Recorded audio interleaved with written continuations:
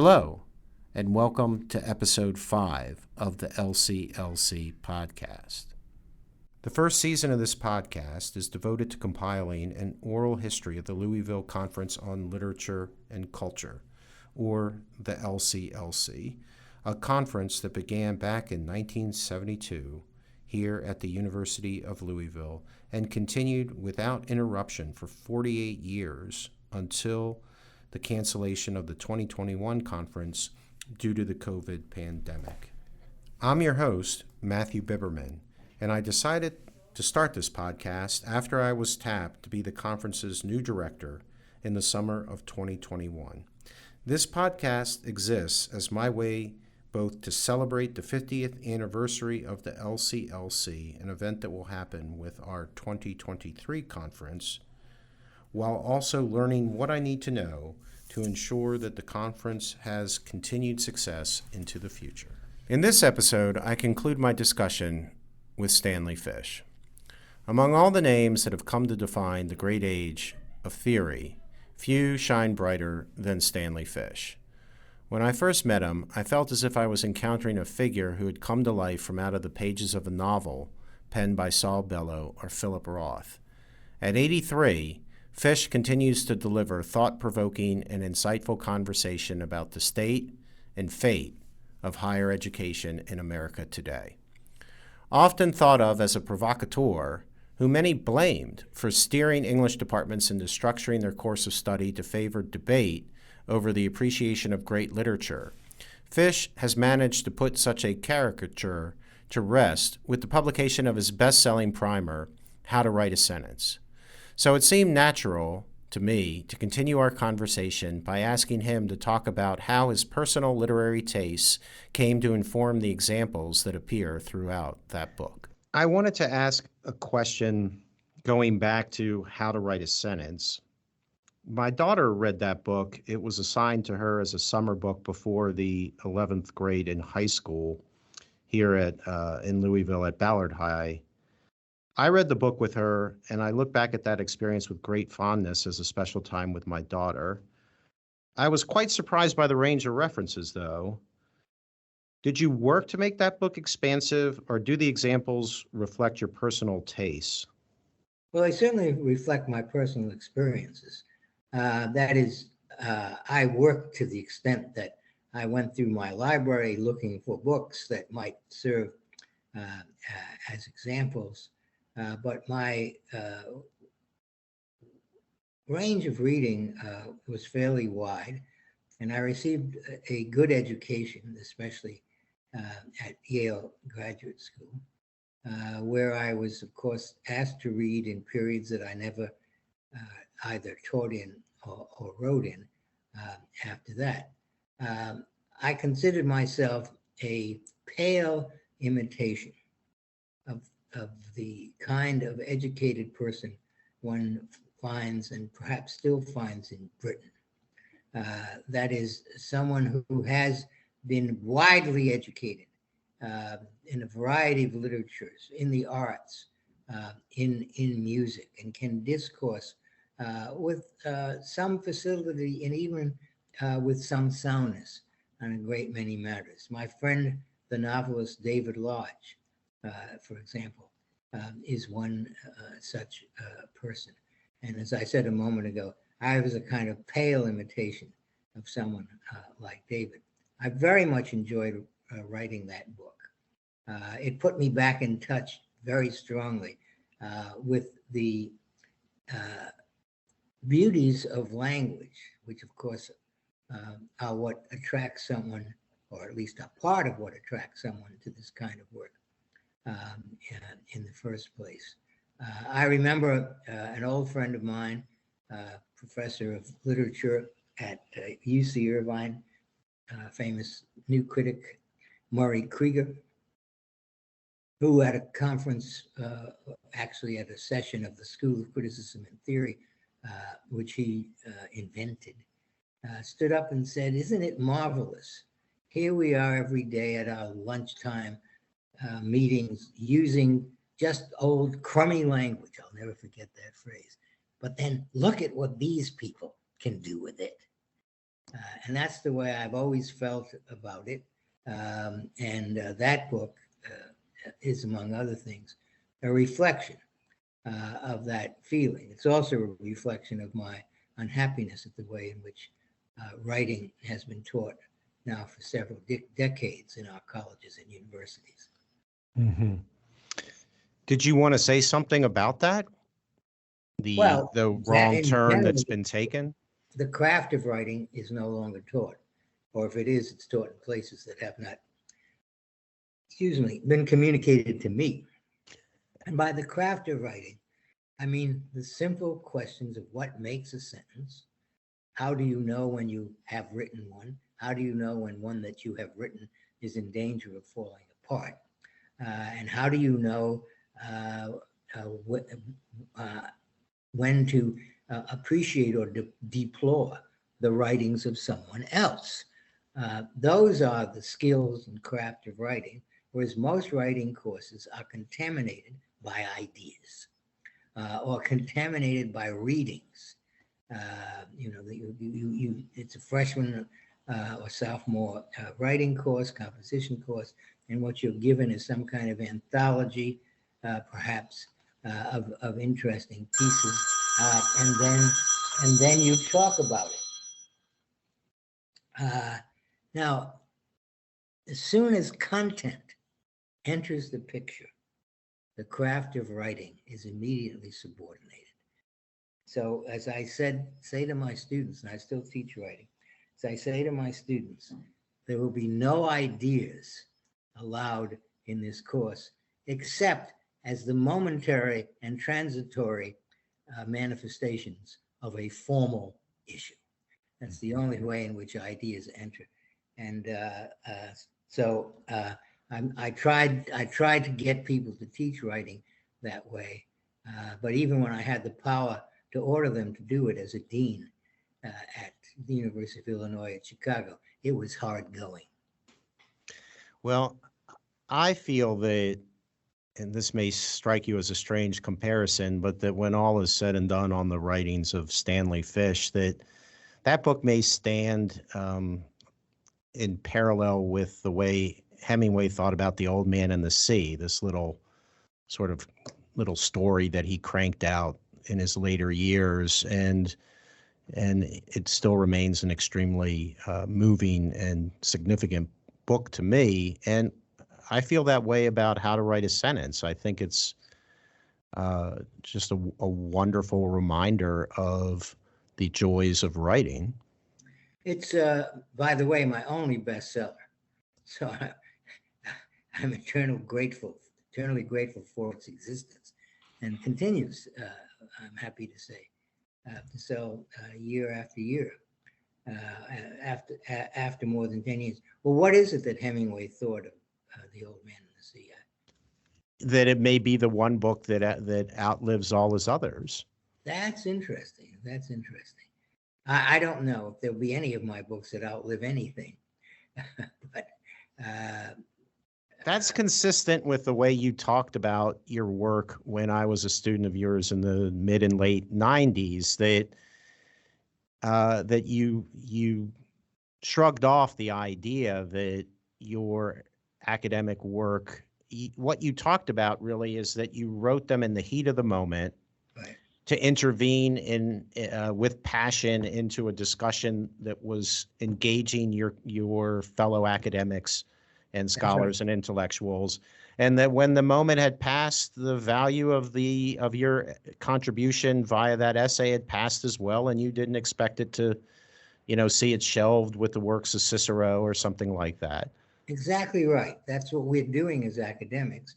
We're trying to figure out problems that arise in the social sciences, humanities, and physical sciences, and I suppose now we would add computer sciences to that list.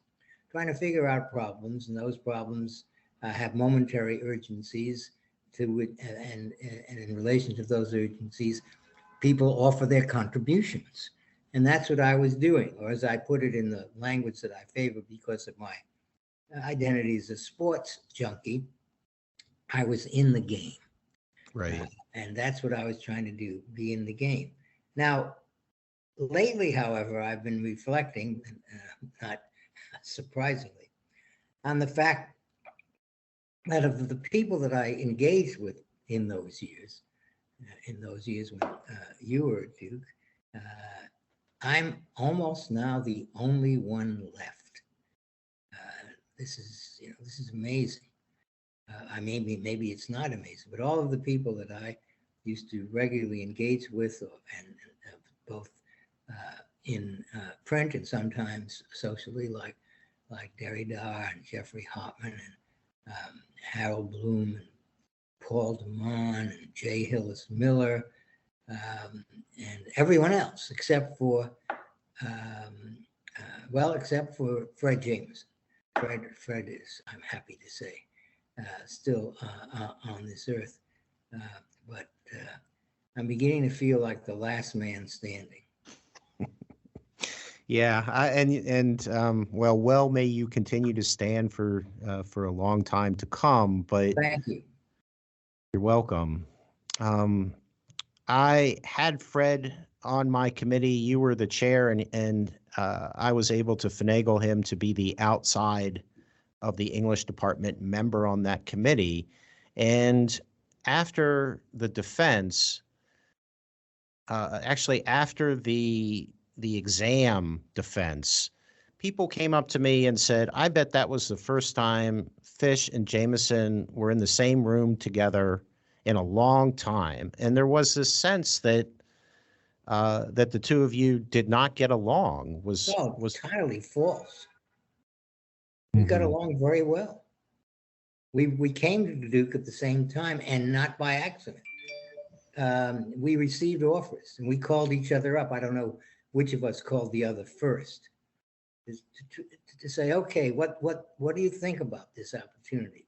What might the two of us and whoever else might come along, what might we do? What are the possibilities?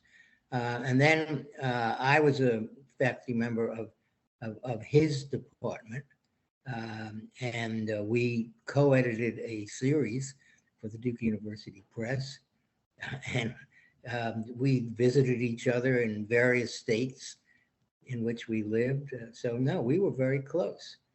That was the sense that I had in the meeting. I didn't sense any oddities or the meeting was very calm, except for me, of course. But the two of you got along just fine. I wanted to say that I always at that time looked back at my mentors and thought of your work and Jameson's work as an odd kind of couple, in that, to me, Jameson at his best built these massive books that were like houses or complicated interrelated structures, and often the books were part of trilogies and 6 volumes, and so he was this master of these sort of interrelated, complicated structures, and you were the master of the one-off essay. You were like a singles band, and he was like the concept album band. I think that's very good, Matthew. I would have put it slightly differently, not as well. That for me, I find a small problem, and then I go as deep with it as I can. And then the writing flowers out of that, and any kind of generality that emerges comes from this single-minded focus, as opposed to starting with a general, perhaps even cosmic perspective, and then fleshing it out with particular examples. You remember that Fred wrote a famous essay on one of the hotels in Los Angeles. Right, the Bonaventure. Your description of his work might correspond to that hotel. I wrote a review before I ever met Fred. I wrote a review of the Person House of Language. I don't think I could even recover it today. I don't know where it is or where it was published.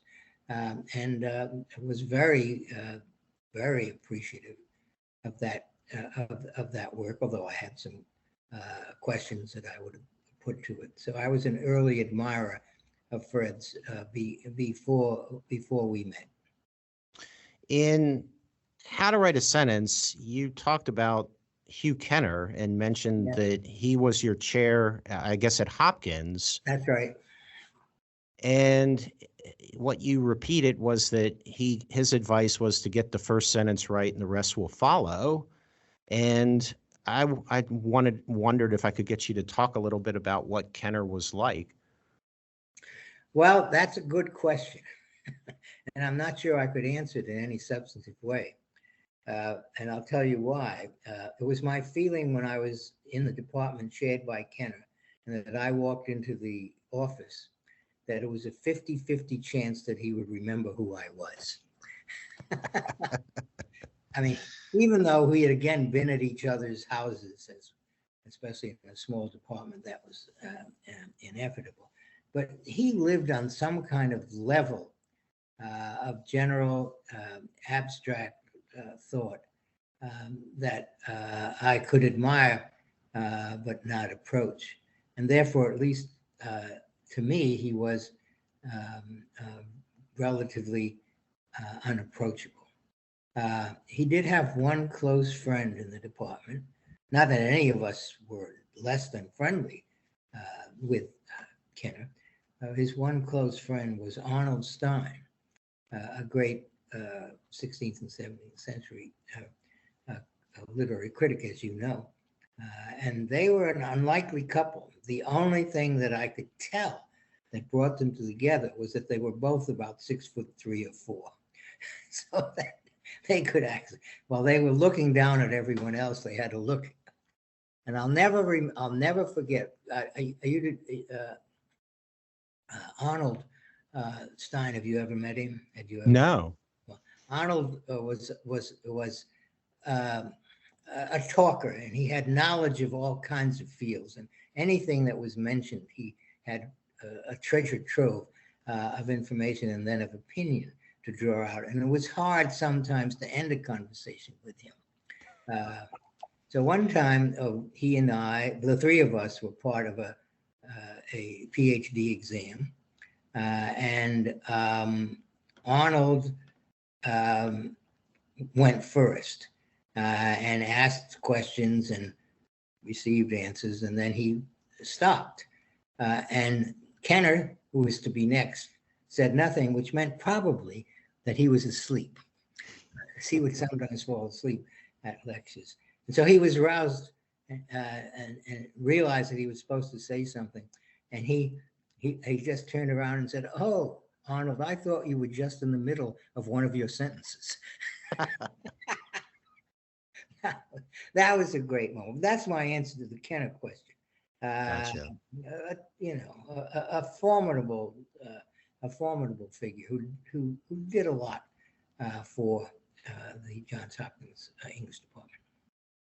I wanted to ask you, as a student who took your course at Duke on First Amendment law, about your most recent book, The First, if you could tell me how you've advanced your thinking about that aspect of American jurisprudence. Well, I think that The First, as an essay on a particular part of the Constitution, fits nicely with what I've come to realize are the constant themes in my work.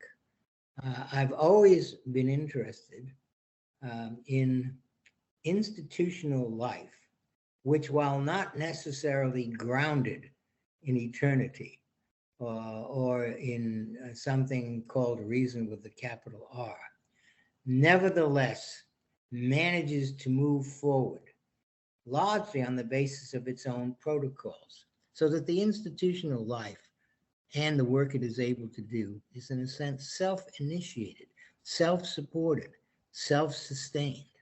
And I'm very interested in the ways in which institutions maintain themselves, even though they are, at least according to my account of them, fragile, which is an account that actually as you probably know as well as anyone else, comes from my reading of Hobbes.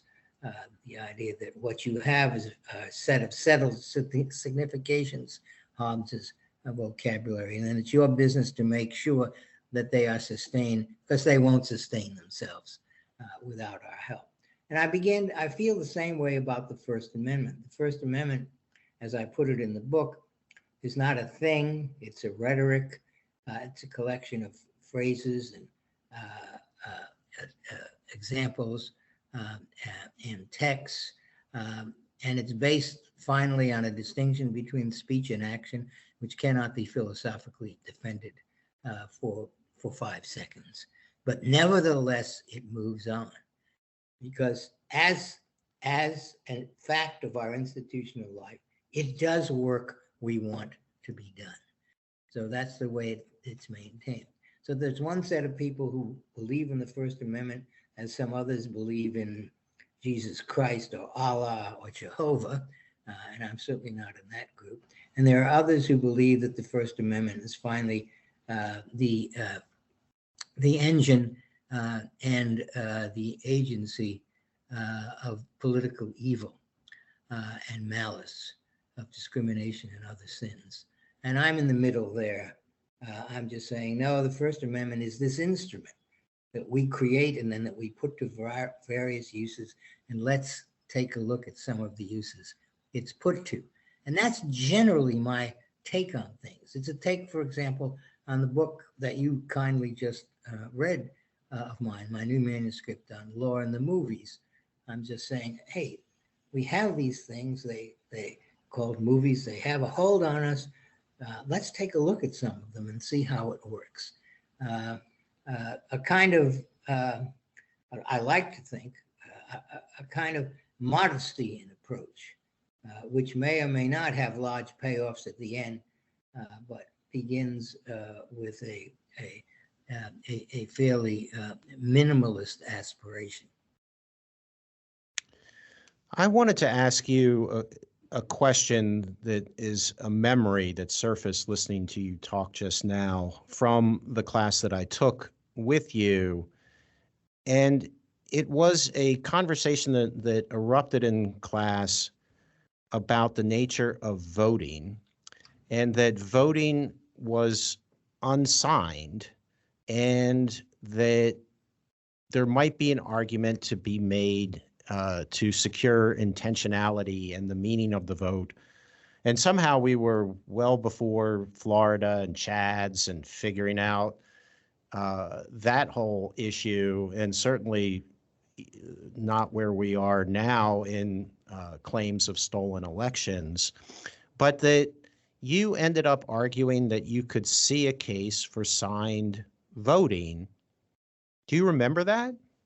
I don't remember that specifically, but I certainly, the line of argument is familiar to me. And it would have to do with my distrust of anonymity as a positive value, put forward in cases like Ohio versus McIntyre, which is one of the key cases, where an anonymity is part of American freedom. You should be allowed to have your say without having to identify who you are, which assumed incorrectly, I thought, that the words that you spoke would then mean whatever they did mean, independently of any knowledge of who you are. That's where the intentionality comes in. As you know, I'm an intentionalist, and therefore I believe that words have meanings only in relation to intentions, that is, to design purposes. We don't say things for no reason at all, except perhaps when we're talking to ourselves in the shower, and even that might not count. Now, the counter argument, the other argument on the other side, is that the secret ballot is a feature of modern democracy and is instituted partly in fear of returning to those regimes where your vote was public and there could be retribution visited upon you if you voted the wrong way. So the intellectual argument for there being signed voting is one that I can see myself making But of course, the democracy argument that I mentioned a moment ago stands against that and probably counts for more in practical terms. Mm-hmm.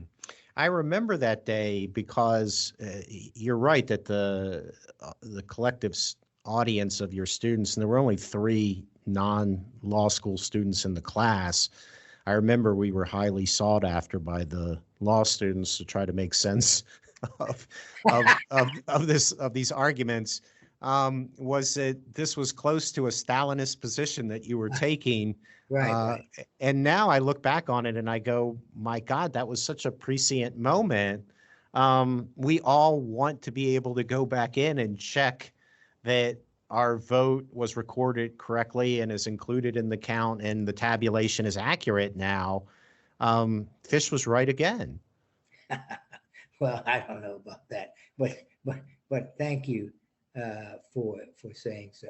But at this moment, with the question of the integrity of the vote is so much a part of the cultural scene, proof of voting or identification of those who vote does take on a new resonance. I'm not as bothered as some others who are center or left of center are by the policy in some states to require identification in the form of a driver's license or something else in order to vote. I don't see why that's such a terrible thing, although I will acknowledge that the people who are proposing it often propose it for terrible motives. Mm-hmm. We've talked some about your advice for professors and for residents of the university who we'd like to think of ourselves as permanent residents. We hope that we can be fairly permanent for a while anyway. What advice do you have for the generation of students who are coming up now as college students, particularly those that we think of as natural English majors, of students who like reading and writing in the humanities? Well, I can't help answering that question in a larger context than it is posed. Because for years now, I've been making an argument which would seem to me to be obvious and even unnecessary to make, that the business of the university, the college, and the university college and the classroom is to explore issues and questions that have not yet been settled in the humanities, social sciences, and the physical sciences. It is not the business of the university at any level to be engaged in political activity, and that any classroom in which the political issues are live issues, that is, issues in which to which the students are supposed to respond by voting or affirming or rejecting, is a violation. Is in violation of academic protocols. And often here I quote Marx, who said it's our business not to understand the world, but to alter it. And I'm saying, no, as an academic, it's our business to understand it, not to alter it. Maybe some of the things we do will indirectly alter the world in ways that we cannot predict, but that's not our job. So I would want to say to students, to faculty, what I've said innumerable times, stick to your academic knitting, or as I put it in a way that drew a lot of negative response, aim low. Aim low. That is, if you're a professor and or a student in a course, right now I'm teaching a course on religion and the law. That's a vast subject. There are a huge number of things to learn, including history of theology to some extent, the political history of liberalism and its antagonists, in other sense, innumerable cases, at least in the Anglo-American tradition, where there are twists and turns that have to be studied and evaluated. That's a big task. Teaching a course like religion and the law for 14 or 15 weeks is in a way an introductory exercise. at the end of that period, you've only begun to understand this material. So why in the middle of it are you going off on tangents and trying to bring what you're teaching into line with some controversial political issue of the day? So my complaint against my fellow academics has been for some time that you don't know what your job is. And as long as you keep on trying to do some other job, you won't be doing your job well. Do you feel that the genie's out of the bottle on that one? I'm afraid so. Although I have not been, I haven't been in an undergraduate context or a liberal arts context for a long time now, for almost 20 years, except for one brief interval. So I don't know what goes on, but I will say this. The last course that I taught, which was a humanities course about 4 years ago, was at Florida Atlantic University. I taught a course for the English department in 17th century poetry, probably not unlike the courses that you and others took from me at the time. It was only halfway through the course. I wasn't paying a certain kind of attention. It was only halfway through the course that I realized that nothing of what I was saying or trying to do was getting through to the students at all. Because I was talking, about the way poems work, about genre traditions and how they grow and how they are used, and how they can be modified and expanded by various poets.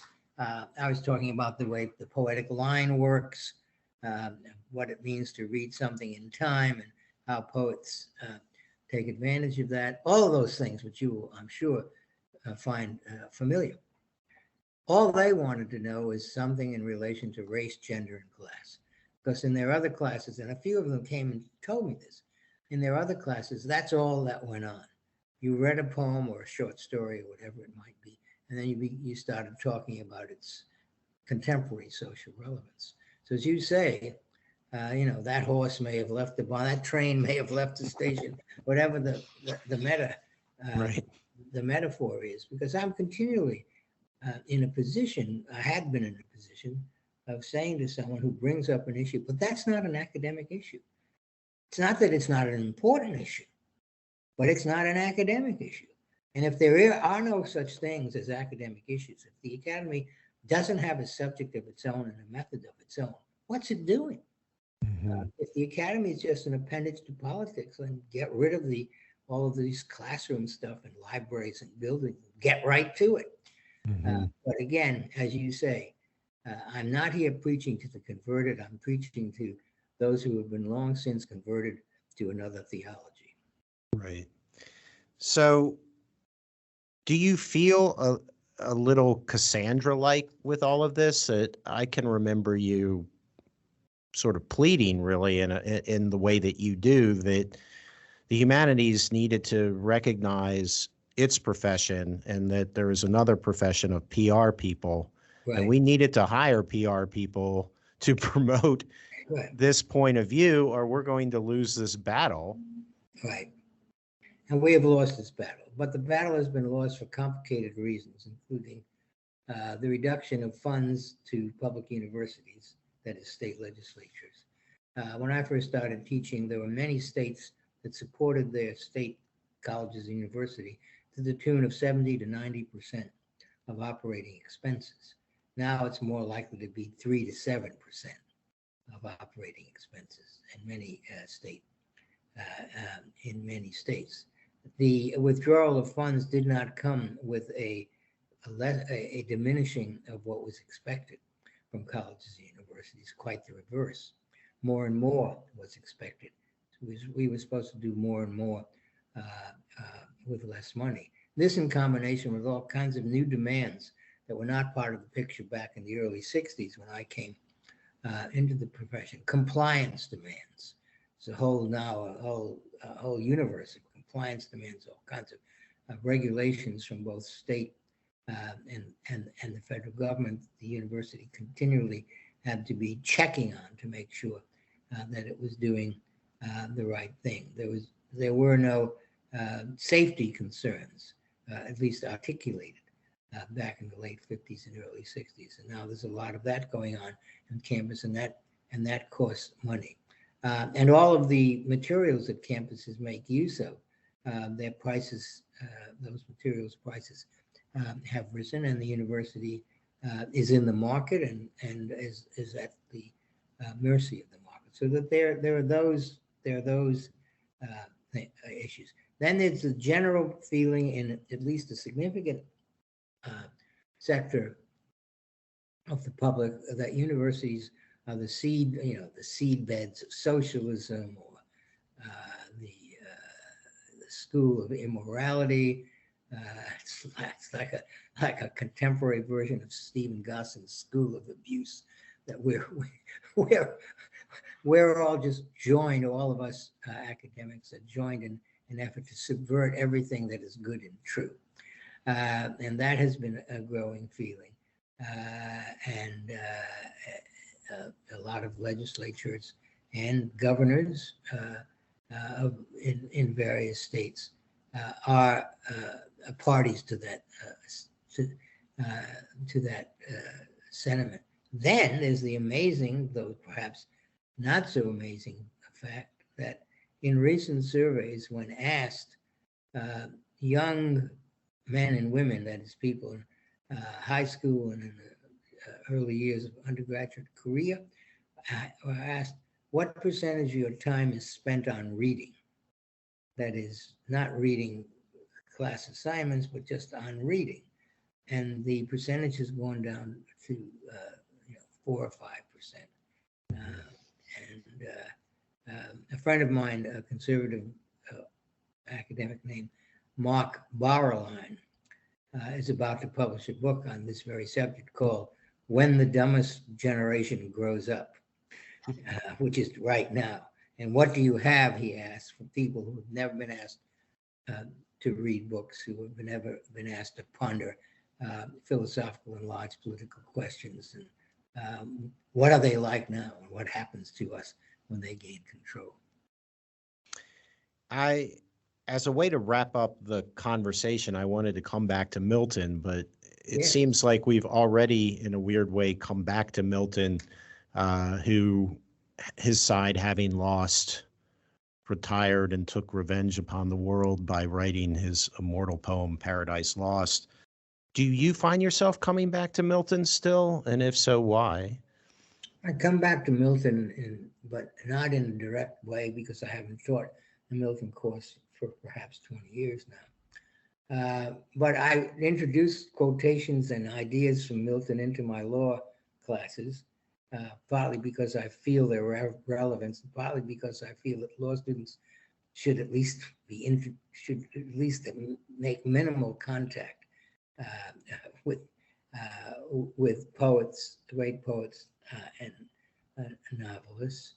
As I'm sure I was saying long ago in your presence, the absence of distribution requirements has been a disaster, and especially a disaster for people like you and me who teach literature in what is called the earlier periods. So it used to be the case that, of course, you had distribution requirements, and therefore you had to take certain courses that you would never have thought to take. And the complaint was, yes, but that will mean that students will be forced into courses in which they have no interest, to which my reply is, right. That's the point. Right. To expand their interest, not to cater to them. Right. So I always found when I taught Milton that a certain percentage, and you may have found this too, certain percentage of students who came into the class came in with a set of preconceptions, among which were, I'm not going to be able to read this because it's written in some almost foreign tongue, or what is this going to say to me? I'll be in no way engaged with the material. And that lasts about 2 weeks. And in about the third week, the students are hooked. They're absolutely hooked. They're inside it. because of the way in which Milton draws you in, compels you to wrestle with the ideas and problems that he's putting forward. So if you give Milton a chance with any audience of students, he will captivate their soul. As an ambitious student of Fish's, eager to earn his approval, I learned early on that the best way to write a paper for one of his classes was to find a contradiction in Fish's own thought and to then argue for one side over the other. At the end of our conversation, I would submit that we see here a classic Fishian double bind. On one hand, he is certainly right that at least for the foreseeable future, the humanities and such authors as John Milton will generate less and less attention. And yet, he's also right that this outcome will be more detrimental to America's colleges and universities than it will be to Milton and those lovers of art and literature who inevitably find their way to Milton and Shakespeare and so many others to have them captivate our souls. Milton managed that feat before he was required reading in our classrooms, and I believe he and others will continue to endure. It is the classroom that will see a certain life force go out of it. If you like this podcast, please hit like and subscribe. Finally, consider joining us for an upcoming LCLC conference. Consult the LouisvilleConference.com for details.